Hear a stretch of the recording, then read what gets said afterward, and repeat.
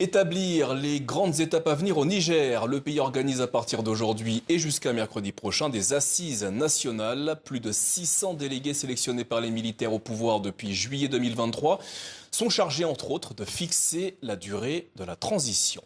Marie Poupinel et Stéphane Dard. Définir la période de la transition. 3. Sous les applaudissements, les travaux des assises sont enfin lancés. 5 jours d'échanges pour établir la refonte du pays et son avenir, resté en suspens depuis 2023. Face à 700 participants, le chef du régime militaire justifie ce retard.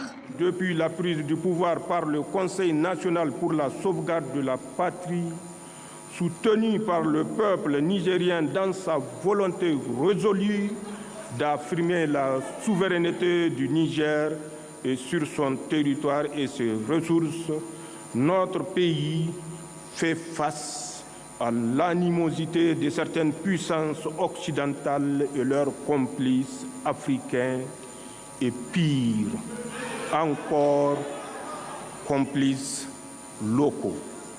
Pendant son discours, le président insiste sur la souveraineté, vue comme le pilier de ce processus, qu'il nomme historique. Le but, ouvrir le dialogue pour une nouvelle gouvernance. Nous sommes ici réunis pour bâtir un Niger fort, digne, souverain et tourné vers l'avenir. Nous entamons aujourd'hui un processus fondamental, la refondation de notre modèle de gouvernance et de développement. Ici, gouverneurs, diplomates, chefs traditionnels, religieux et anciens présidents sont conviés, comme Mahamadou Issoufou, qui présida le Niger jusqu'en 2021. Mais ces assises, dites inclusives, ne sont pourtant pas ouvertes à tous.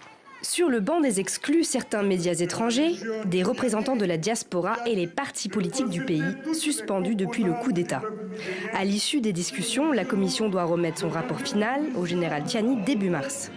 La durée de la transition est notamment l'un des points les plus attendus.